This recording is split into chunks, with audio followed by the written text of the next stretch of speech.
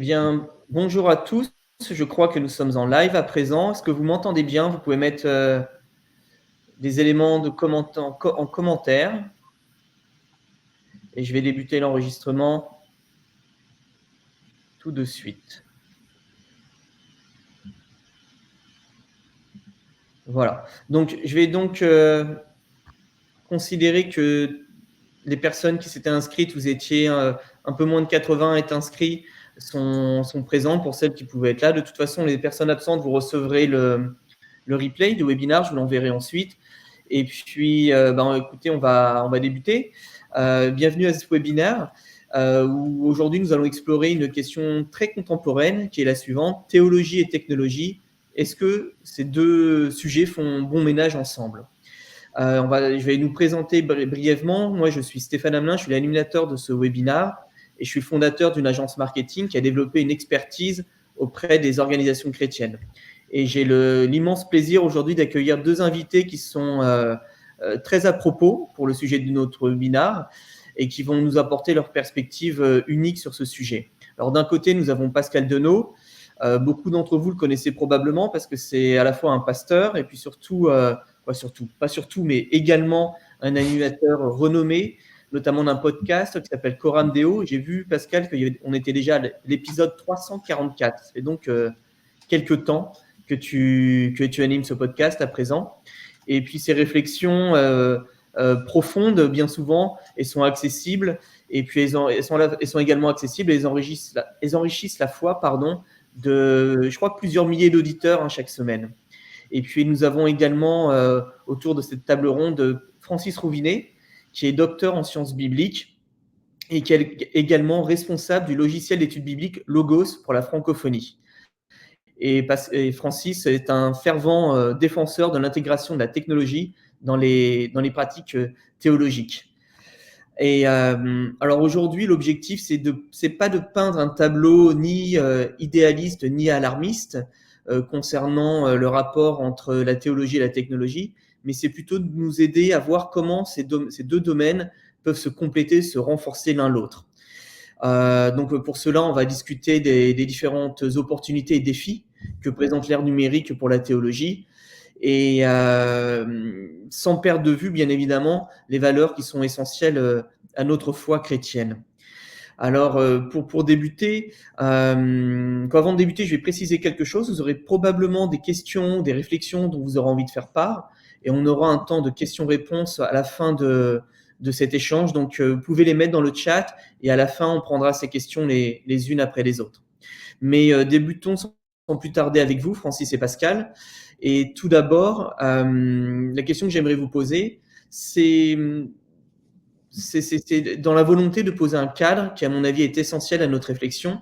C'est quels sont, selon vous, les principes bibliques qui président à un rapport sain avec la technologie. Et quand je dis selon vous, c'est à la fois selon vos convictions que vous avez forgées autour de la Bible au fil du temps, et également de vos retours d'expérience personnelle et des personnes que vous avez eu l'occasion d'accompagner dans l'exercice de vos fonctions.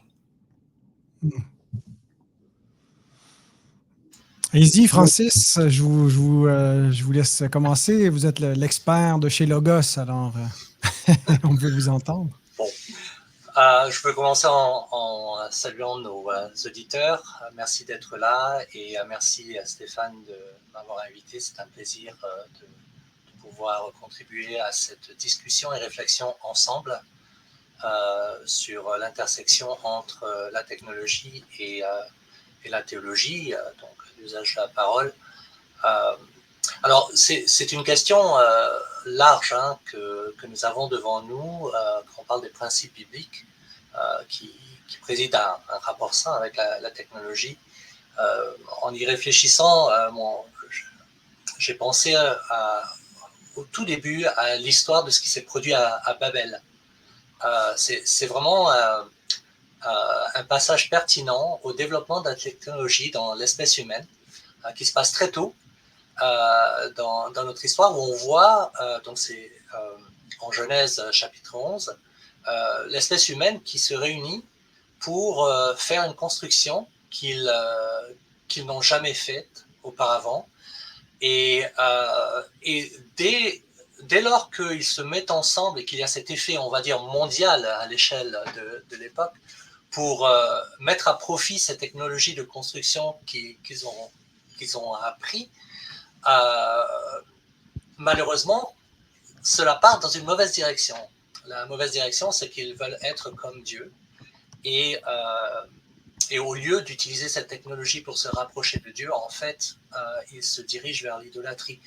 Et donc, c'est intéressant pour nous de voir cela, qu'il y a un avertissement intrinsèque relativement tôt dans la Bible par rapport à la façon dont le péché peut détourner la technologie. Alors, je le mentionne, sachant qu'il y a des bonnes choses à dire à propos de la technologie, et on va y venir, mais c'est intéressant dans ce contexte de la Genèse où on montre, l'accent est sur la descente de l'espèce humaine dans le péché, que le développement de la technologie, malheureusement, peut être utilisé de cette façon. Donc pour moi, c'est déjà un passage important avec lequel on peut commencer. Je mentionnais 2-3 passages de plus qui me sont venus à l'esprit et qui sont importants pour moi sur cette question. Et je suis sûr que Pascal en aura également. Assez rapidement, pour commencer notre discussion, et puis on pourra aller plus loin ensuite. Moi, quand je pense à la technologie et à mon usage de celle-ci dans le cadre du ministère, dans le cadre de la théologie, dans le cadre de ma foi, je pense au risque de dépendance qui est là. Donc, il y a un avertissement qui nous est donné en 1 Corinthiens 6,12.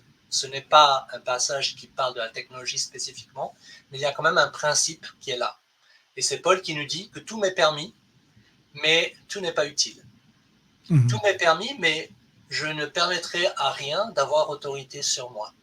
Donc, encore une fois, là, on voit un avertissement qu'on peut avoir un bon usage de la technologie, mais on peut aussi avoir une situation dans laquelle nous deviendrons dépendants de celle-ci et nous aurions un usage qui ne plaît pas à Dieu. Donc, ce sont des idées quand même assez larges pour l'instant, puisqu'on s'échauffe un petit peu dans notre discussion, mais je pense que c'est important d'avoir des principes qui sont là, ces principes fondamentaux. Et puis, je vais mettre un autre passage qui va parler du côté positif, et c'est la parabole des talents. La parabole des talents nous montre, en tant que personnes devant Christ, des personnes qui reçoivent quelque chose à gérer de la part du Seigneur avant qu'il revienne. Et la quantité qu'on reçoit et la nature des talents est moins importante. Mais ce qui est important, c'est la façon dont nous allons gérer ces talents et ce que nous allons faire avec ceux-ci pour honorer le Seigneur et le servir.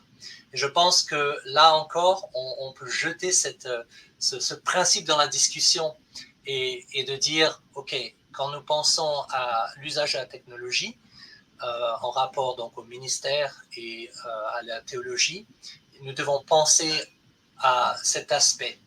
Est-ce que c'est un talent, donc pas le talent dans le sens ancien, une valeur monétaire, donc est-ce que c'est une valeur qui nous a été confiée pour que nous en fassions bon usage et qu'ensuite nous pouvions répondre au Seigneur, oui, nous avons fait fructifier ce que tu nous as donné à profit pour le royaume de Dieu. Qu'en penses-tu, Pascal? Okay.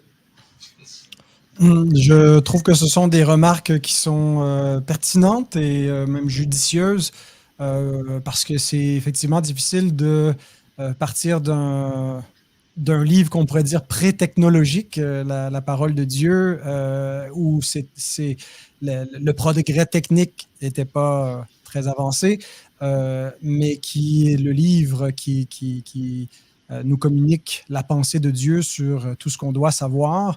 Et donc, comment est-ce qu'on tire de cette parole vivante de Dieu des principes pour réfléchir à notre usage de la technologie en lien avec cette même parole de Dieu qui nous accompagne dans notre vie. Alors, j'ai un rapport plutôt positif avec la technologie, les technologies modernes. Je les utilise, je les apprécie tout en étant conscient de leur impact. Conscient, en tout cas, j'espère. Je pense qu'on n'est jamais pleinement conscient à quel point les différents médias qu'on emploie et les outils qu'on emploie peuvent nous façonner, impacter notre façon de réfléchir. Il y a des penseurs mieux qualifiés que moi, en tout cas, qui se sont penchés sur cette question-là, que c'est pas seulement que le média qu'on utilise influence aussi notre pensée, pas seulement le contenu qui nous est livré dans le média, mais la façon qu'il nous est livré elle-même a un impact sur nous.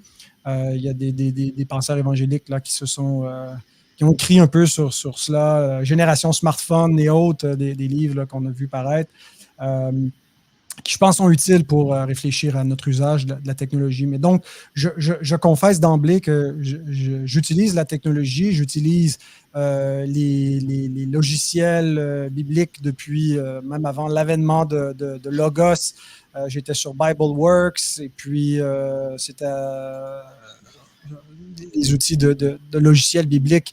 Pour moi, ont toujours fait partie de mon cheminement quand j'étais étudiant en théologie, maintenant que je suis pasteur. Alors, je n'ai pas utilisé beaucoup le papier, contrairement à la génération précédente qui donc utilisait des concordances, mais ça revenait un peu au même, c'est juste qu'on faisait les mêmes opérations, mais de façon plus efficace, plus rapide. Mais là, on voit de nouvelles technologies apparaître, comme l'intelligence artificielle, des nouveaux moyens de communication, de web diffusion. On est en train de faire en ce moment un webinaire où on réunit 3 panélistes où on se connaît peu ou pas. On vient de faire connaissance il y a quelques minutes. On parle à des gens qu'on ne voit pas devant nous, qui nous écoutent, et tout ça, c'est la technologie donc, qui nous permet de réfléchir ensemble, d'avoir des discussions, des moyens de communication. Alors, quand j'ai reçu les questions et on me demandait quels sont les passages ou les principes bibliques pour réfléchir, c'est un bon exercice pour moi parce que, en fait, je ne me suis jamais vraiment arrêté pour me dire ce que je devrais ou pas utiliser la technologie. Et puis là, de me dire, bon, ben, sur quelle base de la parole de Dieu est-ce que je peux justifier mon usage de ces différents moyens techniques? Et la première chose que j'ai pensé, c'est j'ai fait un parallèle avec les richesses des hommes, les richesses que Dieu accorde. Et l'apôtre Paul fait une recommandation à Timothée dans sa première épître au chapitre 6, verset 17. Il dit « Recommande aux riches du présent siècle de ne pas être orgueilleux, de ne pas mettre leur espérance dans des richesses incertaines, mais de la mettre en Dieu, qui nous donne avec abondance toutes choses pour que nous en jouissions. » Je pense que la technologie fait partie des dons de Dieu, des richesses du siècle présent qui nous permettent plusieurs avancées à beaucoup de niveaux, qui offrent des possibilités nouvelles aux hommes, incluant à l'Église et aux serviteurs de Dieu. Comme les richesses, les différentes richesses comme l'argent, ce qu'elle peut nous offrir comme possibilité, mais ça ne doit jamais être l'objet de notre confiance. Il faut toujours prendre garde d'avoir confiance dans le don plutôt que dans le donateur, de s'appuyer aveuglément. Alors, ma première réflexion, c'est où est-ce que je mets ma confiance? Est-ce que je la mets en Dieu ou dans les moyens techniques variés? Et si je sais bien utiliser ces moyens et déjouer l'algorithme, je serai un gourou. Alors, il faut jamais finalement que ces technologies finissent par se substituer à Dieu lui-même, qu'on ne dépende plus de la puissance de l'Esprit Saint et de la parole vivante, mais qu'on repose sur autre chose que sur Dieu lui-même. Donc, c'est la première chose qui m'a amené à établir un deuxième principe, celui de la prudence. Quand Jésus envoie ses disciples en mission, il leur dit dans Matthieu 10, verset 16, « Je vous envoie comme des brebis au milieu des loups. Soyez donc prudents comme les serpents et simples comme les colombes. » Et pour moi, cet équilibre-là m'accompagne dans plusieurs enjeux de mon existence humaine, mais aussi de mon service pastoral. Parfois, on est tellement prudent qu'on perd la simplicité des colombes, mais parfois, on est tellement simple et un peu naïf qu'on se fait tromper, on se fait emporter. Et je pense que l'usage de la technologie doit allier cette espèce de de dualité entre la simplicité. On ne peut pas, à moins de vouloir vivre un petit peu en ermite et résister, aller complètement à contre-courant, ne pas faire usage de la technologie. On vit au 21e siècle. Il y a et si ce n'est pas la réalité de chacun individuellement, c'est une réalité collective. Donc, il faut minimalement se familiariser avec cette technologie qui est omniprésente et savoir accompagner les gens là-dedans, leur donner des clés de discernement. Alors, il faut donc aussi développer la prudence parce qu'il y a des risques. Tu en as nommé, Francis, comment le péché peut devenir employer des bonnes choses que Dieu nous donne, mais non plus pour la gloire de Dieu, mais pour la gloire de l'homme ou autre chose, et nous détourner de notre motif principal. Et un dernier passage auquel j'ai pensé en répondant à la question, c'est l'importance de l'amour et la connaissance de la parole de Dieu. Paul écrit dans Colossiens 3, au verset 16, que la parole de Christ demeure en vous dans toute sa richesse. Instruisez-vous et exhortez-vous les uns les autres en toute sagesse, par des psaumes, par des hymnes, par des cantiques spirituels chantant à Dieu dans vos cœurs en vertu de la grâce. Donc, la technologie n'est pas une fin en soi, si elle peut nous aider à accomplir ce but, qui est de faire croître notre amour pour la parole de Dieu et qu'elle puisse habiter en nous avec une plus grande richesse, parce qu'elle nous donne des outils qui nous permettent d'aller plus en profondeur, de la communiquer plus efficacement et plus largement à un plus grand auditoire, tant mieux et gloire à Dieu. Mais donc, c'est de cette façon-là, il faut toujours que la technologie soit au service de ce motif plus grand et non l'inverse, qu'on n'utilise pas juste la parole comme un instrument pour servir la technologie, mais c'est la technologie qui sert la parole de Dieu et qui doit donc accomplir ce but, qu'elle habite richement en nous par les moyens ordinaires de grâce également qui nous sont donnés de chanter cette parole et de la proclamer. Merci Pascal, merci Francis. Est-ce que vous soulignez à la fois l'intérêt de la technologie pour l'étude de la parole et pour sa diffusion, et également certains risques. Parmi les risques qu'il y a ou dans le cadre pastoral ou pour vous-même, quels sont les signes éventuels ou les questions à se poser pour voir si le rapport qu'on a développé à la technologie est sain, ou si on a besoin de couper certaines choses? Il y en a qui font des jeûnes un petit peu d'Internet ou de choses comme ça régulièrement. Quels sont pour vous les signes, les questions à se poser en tant que chrétien, en tant que théologien, pour identifier, savoir si on a notre rapport à la technologie, si notre confiance elle est toujours en Dieu, toujours dans l'Esprit Saint, si on a son écoute, ou si au contraire on est passé de l'autre côté de la barrière à certains moments et qu'on commence à davantage faire confiance dans ces techniques et ces technologies plutôt qu'en Dieu et son esprit. Alors, c'est une excellente question. Je veux revenir à un autre principe biblique fondamental qui guide notre réflexion et notre évaluation de ces questions, c'est quel est le grand commandement? Quel est le grand commandement? En fait, il y en a deux. C'est d'aimer Dieu de toute notre force, pour résumer, et d'aimer notre prochain comme nous-mêmes. Dieu est une personne, mon prochain est une personne. Et quand on parle de technologie, la technologie, c'est une chose. Et il faut toujours se rappeler cela, que notre mission tourne autour de personnes, Dieu lui-même et autrui. Et là, la technologie, comme d'autres choses, bonnes choses, peut devenir une idole qui entre en compétition avec ce que la volonté de Dieu pour nous dans notre vie, notre quotidien. Je vais donner un petit exemple personnel, un petit peu anodin dans un sens, mais je suis sûr qu'il sera pertinent pour d'autres. Enfin, je l'espère. il y a quelques années, j'ai commencé à jouer à un jeu sur ma tablette. Bon, c'était juste pour m'amuser. Rien de mal à cela. Et le jeu lui-même, il n'a rien d'immoral ou quoi que ce soit de la sorte.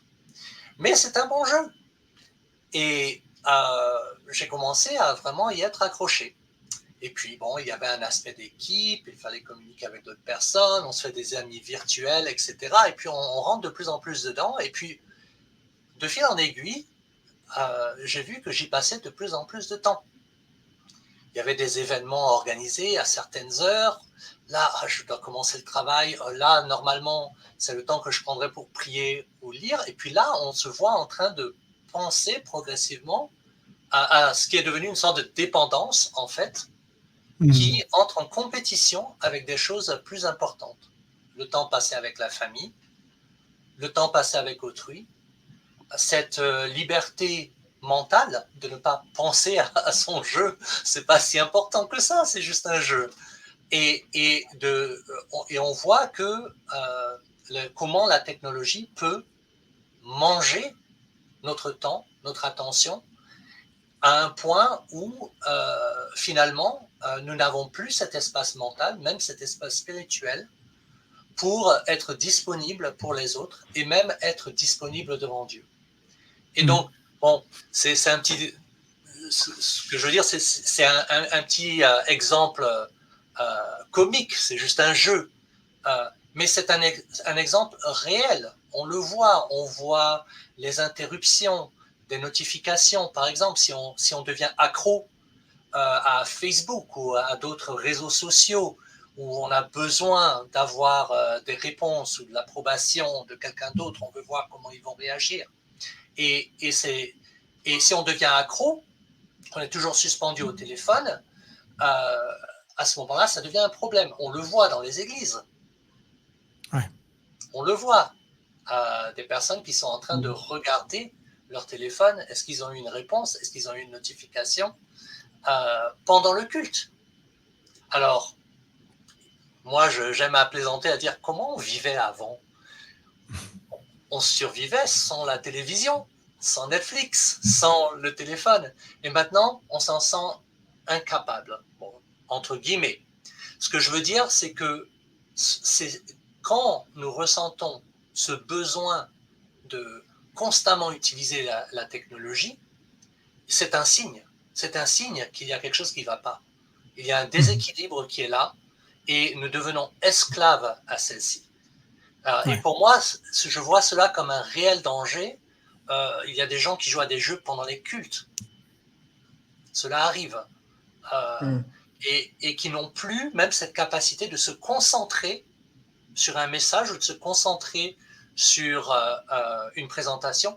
D'ailleurs, est-ce qu'il y en a parmi vous qui êtes en train de regarder vos notifications et jouer à un jeu actuellement? J'espère que non. Mais c'est plausible. C'est plausible parce que la technologie est maintenant très imbriquée dans la façon dont on vit et pas forcément d'une façon saine. Dieu nous a donné de nous aimer les uns les autres et pour cela, nous devons nous séparer de l'écran et nous parler. En même temps, je veux équilibrer ce que je viens de dire en disant ceci. Nous sommes ici présents tous dans un webinaire en ligne par Internet et nous sommes en train de parler. Et nous sommes en train de parler du Seigneur. Donc, on peut voir qu'on peut utiliser la technologie de façon profitable pour la foi, pour l'édification mutuelle, pour le royaume de Dieu. Mais, en même temps, il y a les autres dangers que j'ai mentionnés. Ouais. Très bien. Donc, deux points que tu as soulignés, Francis.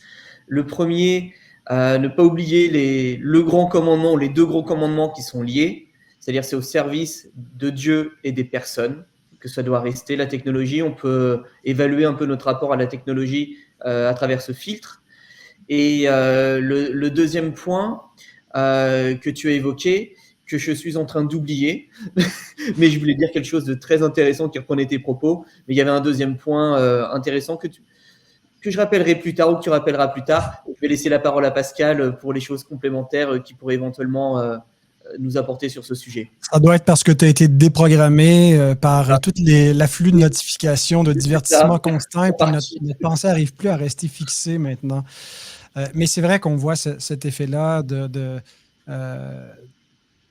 quand on commence à consommer un petit peu. Moi, je me suis complètement déconnecté là, de regarder les courtes vidéos, les shorts et les reels et les TikTok parce que ça s'est fait vraiment pernicieux sur notre capacité d'attention. On est toujours en train de chercher un divertissement. C'est difficile. L'effort mental devient de plus en plus exigeant.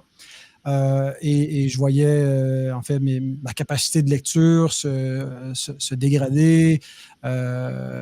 Alors, je vais tout à fait aussi dans le même sens que toi, Francis. Je ne vais pas répéter les mêmes choses, peut-être d'autres éléments, des risques liés avec la technologie, et une technologie en particulier, celle de l'intelligence artificielle.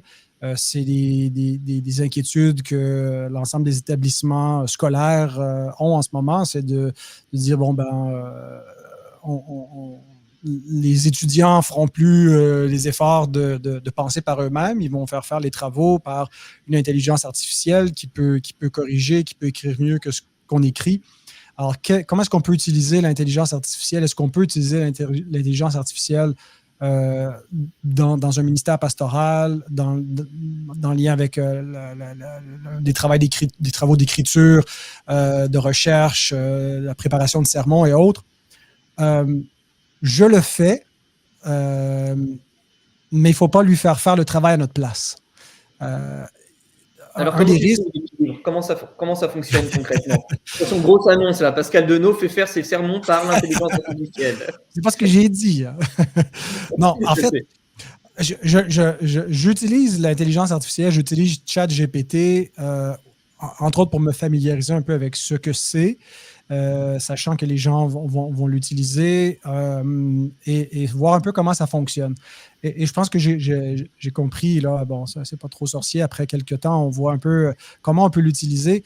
Je pense que c'est des outils vraiment extraordinaires, bien sûr qui peuvent être utilisés à mauvais escient et nous encourager à la paresse. Je pense qu'une bonne façon d'utiliser l'intelligence artificielle dans tous les domaines intellectuels, tout ce qui est au niveau académique, au niveau de la réflexion, de l'écriture, c'est quand on connaît bien notre propre domaine, on n'est jamais, je veux dire, on connaît notre domaine suffisamment pour avoir besoin peut-être d'un assistant virtuel, ici et là, poser des questions, soumettre un paragraphe et lui demander si la formulation est claire. C'est ce genre de choses comme ça. Parfois même, j'utilise pour faire des recherches bibliques, un peu comme une concordance. On cherche une concordance, j'utilise Logos avec des mots. Si les mots ne sont pas dans le texte biblique, les mots eux-mêmes, parfois je me mélange parce que j'essaie chaque année de lire une nouvelle version de la Bible. Alors, je cherche les mots dans Logos, mais en fait, j'ai les mots peut-être de Louis II ou de Darby ou de la français courant ou de la Bible Sommer. Et puis là, j'essaie de retrouver un verset, mais juste avec les mots dans la version que je cherche, je n'arrive pas à le trouver. Et donc, l'intelligence artificielle me donne une nouvelle façon de rechercher, c'est que je peux chercher par des idées et pas par des mots exacts. Si je suis capable de formuler mes idées assez clairement, ou je lui demande de me trouver dans quel passage ou des exemples. Là, en ce moment, j'expose les psaumes. Alors, je peux demander dans quelle partie de la vie de David est-ce que tu crois que tel psaume pourrait être écrit et pourquoi? Et là, toute la capacité de l'intelligence virtuelle, artificielle se met en branle pour me fournir des suggestions. Ça devient un problème si moi, je n'ai pas été outillé, je n'ai pas été formé théologiquement, je ne suis pas ancré bibliquement et doctrinalement, où là, je gobe ce que l'intelligence artificielle me dit parce que parfois, il est complètement hérétique, il peut être complètement dans le champ. Mais si je suis assez bien fondé, il peut me donner des réflexions auxquelles je n'avais pas pensé, me faire penser à trouver des textes. Et donc, je l'utilise davantage comme un assistant que comme un génie dans la lampe là, qui réalise tous mes souhaits, qui fait tout le travail pour moi. Je lui pose des questions, il m'aide ici et là dans mon orthographe. Aussi, parfois, je touche à un domaine avec lequel je suis un peu moins familier, en philosophie ou tout ça, où j'ai une intuition. Je valide en posant des questions. Est-ce que ceci ou cela est exact? Donc, je pense qu'on peut l'utiliser un petit peu comme on utilise Google depuis des années. On pose des questions à Google, on fait des recherches, on va voir. Si on s'y fie aveuglément, c'est là où on n'en fait pas un bon usage et ça peut nourrir à la fois la paresse, mais aussi la négligence, et puis on peut y introduire toutes sortes de choses. Donc, je reviens à un autre principe qu'on disait de prudence un peu plus tôt. Derrière les intelligences artificielles, il y a aussi des intelligences humaines qui sont là, qui peuvent teinter comment ces moteurs vont fonctionner. Alors, il n'y a pas de neutralité là, absolue. Alors, ça, c'est un élément qui est à la fois un avantage, mais un risque. Une autre chose que je vois avec la technologie, c'est l'impact que ça a sur l'Église locale. Ça peut vraiment affaiblir l'Église locale parce que les gens n'ont plus besoin d'une Église locale où ils vont. Ils ont une Église virtuelle où ils se rendent en ligne le dimanche matin. Des gens qui habitent dans cette localité ici, mais ils ont trouvé une bien meilleure Église quelque part aux États-Unis, donc ils ne se déplacent plus. Et donc, ils écoutent peut-être les meilleurs sermons de la planète parce qu'ils ont trouvé un bon prédicateur, mais ce n'est pas ça l'Église. L'Église, c'est aussi d'appartenir à une communauté, d'être redevable, d'être sous une discipline, d'avoir de la communion avec d'autres. Et donc, ça, c'est vraiment un risque. Il y a de grands avantages, comme on l'a souligné, de pouvoir créer des communautés virtuelles, de mettre en lien avec des gens. Je veux dire, je fais du podcast chaque semaine. Sans ces outils technologie, ça n'aurait pas été possible. Même à l'époque du téléphone, on ne rêvait pas de pouvoir faire des émissions comme ça avec des gens un peu partout sur la planète. Maintenant, on peut se voir, on peut être plusieurs. C'est extraordinaire ce qu'on peut faire, réunir des gens et puis de donner ça à la communauté chrétienne. Mais pour certains, ça remplace l'Église, ça remplace l'appartenance. Et pour des pasteurs, ça peut être aussi un nouveau souci. Ça élargit la paroisse. Moi, les gens m'écrivent d'un peu partout.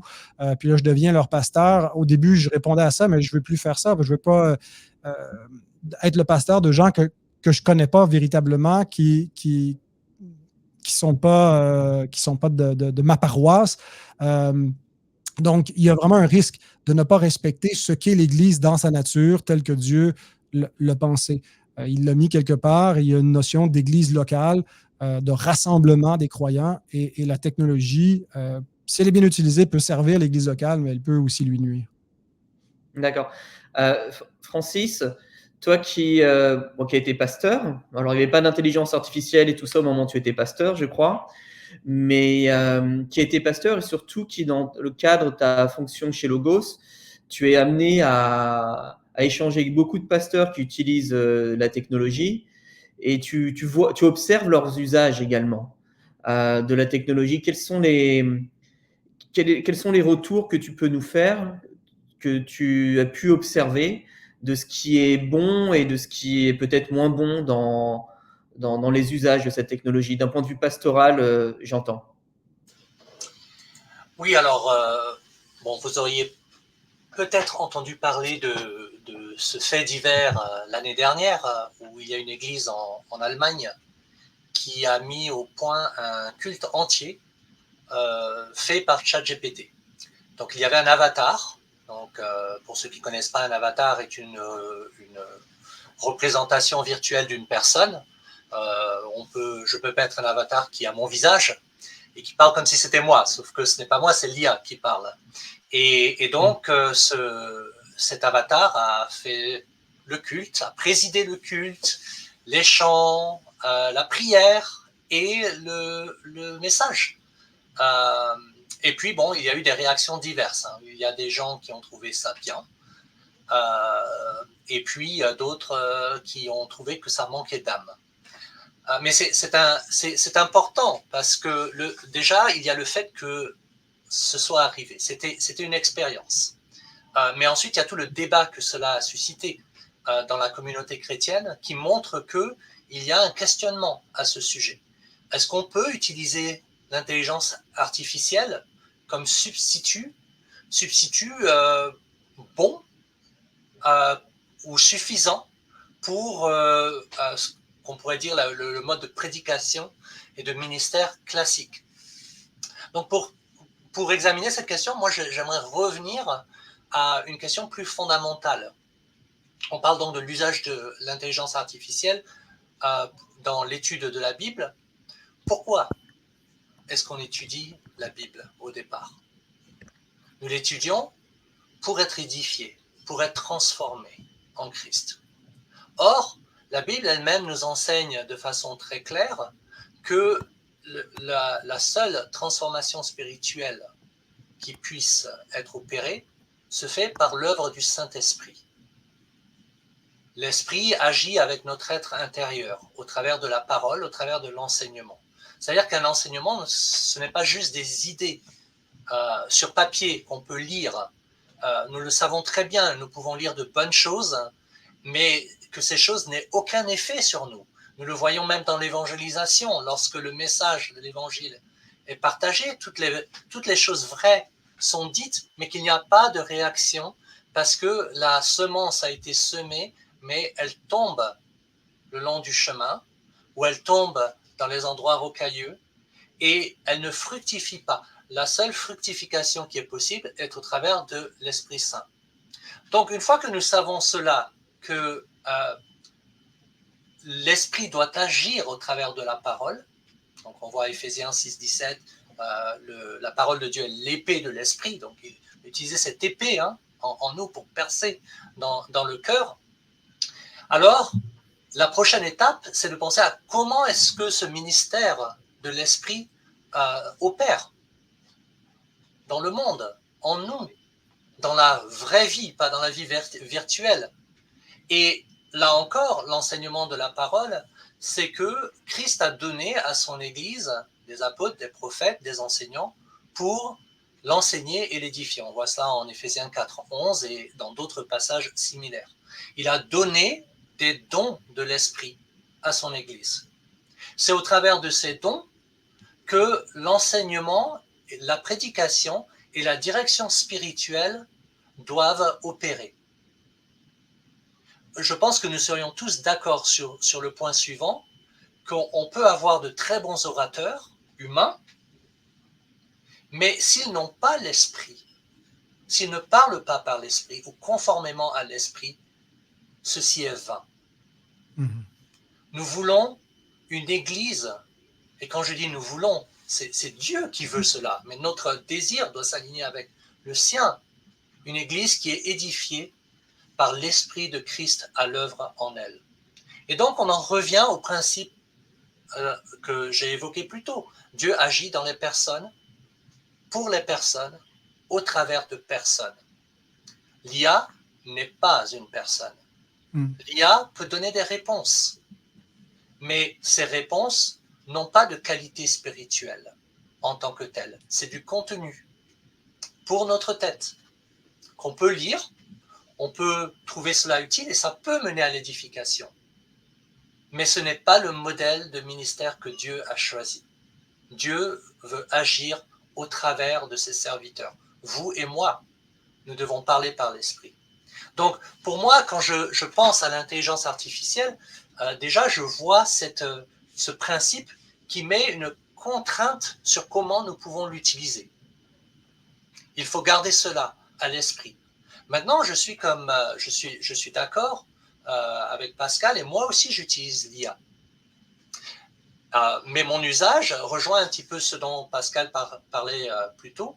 C'est un usage qui tire profit de certaines facilités que nous avons maintenant avec l'intelligence artificielle et qui va aider notre travail, mais je dirais à un niveau qui n'est pas encore spirituel à proprement parler. C'est vraiment un travail documentaire. Donc là, je vais parler de la capacité supérieure des moteurs de recherche alimentés par une IA, d'organiser un contenu et de faire ce que Pascal a décrit plus tôt, en l'occurrence de pouvoir comprendre une question au-delà de simples mots, de comprendre des concepts et de nous donner des pistes utiles quand on cherche en fait une information. On ne demande pas à l'IA, dis-moi ce dont j'ai besoin aujourd'hui pour grandir spirituellement. On ne pose pas ce genre de questions, ce n'est pas un pasteur l'IA. Et c'est pour ça que l'IA ne devrait pas prêcher. C'est pour ça que l'IA ne devrait pas écrire un sermon qui ensuite est répété en toutes lettres par un pasteur. On ne demande pas cela à l'IA. Par contre, on peut demander à l'IA de nous aider à gagner du temps en trouvant des faits et des informations de façon plus pratique que les moteurs de recherche classiques.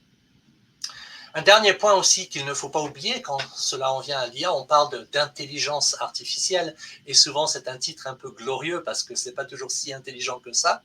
Mais il faut garder à l'esprit qu'une IA n'opère pas toute seule. Elle a été programmée. Elle a été programmée selon des principes qui vont déterminer le type de questions et le contenu le type de réponse, excusez-moi, et le contenu de celle-ci. Ce sont des choix qui ont été faits, des choix philosophiques qui ont été faits par ceux qui ont programmé ces IA. J'ai écouté une émission récemment qui parlait des compagnons virtuels par IA. De plus en plus de gens se tournent vers l'IA pour briser la solitude. Et c'est malheureux, parce qu'on en revient au grand commandement. Aimons-nous les uns les autres. Nous avons besoin de personne. Là, si des chrétiens se mettent à se tourner vers l'IA pour avoir des compagnons, ça montre qu'il y a quelque chose qui ne va pas dans l'Église. Alors, l'émission que j'ai écoutée n'était pas proprement à propos de l'Église. Hein. C'était sur une radio publique. C'était de façon plus générale. Mais cela montrait quand même que des gens se tournent vers l'IA pour donner ce que l'être humain devrait donner. Et nous, l'Église, nous avons la mission en Christ d'être l'incarnation de ce que l'être humain devrait être capable de donner à l'autre être humain par la puissance de Dieu. Nous devons faire cela. Et pour moi, ça met toutes les limites sur la façon dont nous pouvons utiliser l'intelligence artificielle, mais sans aller trop loin. Super. Merci beaucoup, Francis. Je vois le temps qui passe. On est censé finir dans 2 minutes. C'est ça à la fois la beauté et la difficulté d'animer un webinaire avec des pasteurs qui ont l'habitude, qui savent argumenter, qui ont l'habitude de beaucoup parler. C'est que le temps passe à une vitesse, à une vitesse folle. Moi, Pascal, est-ce que tu veux ajouter quelque chose? Est-ce que Francis vient de dire pour compléter ses propos? Non, je rien à ajouter, mais je pense que c'est judicieux de réfléchir en termes de personnes et d'impersonnalité. Je ne sais pas si on peut utiliser ce mot-là, mais de se rappeler cette distinction-là. C'est une intelligence artificielle, donc ce n'est pas une personne. Et Dieu utilise des personnes et Dieu nous commande d'aimer des personnes. Alors, il faut vraiment... il ne faut pas donner à cette technologie une place, un statut, une utilisation qui viendrait compromettre la personnalité humaine et la vocation qu'a l'être humain dans le plan de Dieu. Donc, ça nous arme de prudence et dans l'utilisation qu'on doit en faire. Ça doit vraiment rester un outil impersonnel. D'accord. Eh bien, merci beaucoup pour Francis, tu es toujours là? Ah oui, d'accord. Oui, je suis là. Pour ces propos, je voudrais profiter de ces dernières minutes pour faire quelque chose, un peu une surprise, quelque chose de particulier. Pour toi, Francis, tu peux rester avec nous, Pascal, hein, puisque Francis, pour ceux qui le connaissent et ceux qui le connaissent moins, il est donc responsable de Logos, du logiciel Logos pour la francophonie. Et puis, il va aller vers d'autres aventures très bientôt, Donc, j'ai voulu inviter quelques personnes à se joindre à nous à présent. Voilà. Pour te faire un petit coucou, Francis, et peut-être que les personnes qui sont là voudront te dire combien elles t'apprécient et te souhaiter bonne route pour la suite. Donc, merci en tout cas pour. C'est un peu particulier cette fin de webinaire, mais juste merci pour votre participation à tous les deux, Pascal et Francis. Merci à tous ceux qui étaient présents. À présent, on va prendre un petit moment.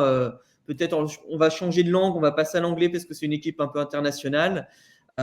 Pour dire un peu un message spécial pour Francis, pour le remercier de tout ce qu'il a fait pour Logos, qui est donc un logiciel d'études bibliques qui permet à de nombreux pasteurs en France, dans la francophonie et ailleurs, de faire un super travail théologique pour les assemblées où ils officient.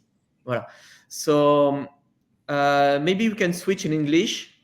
And if you want to tell something to Francis, go ahead.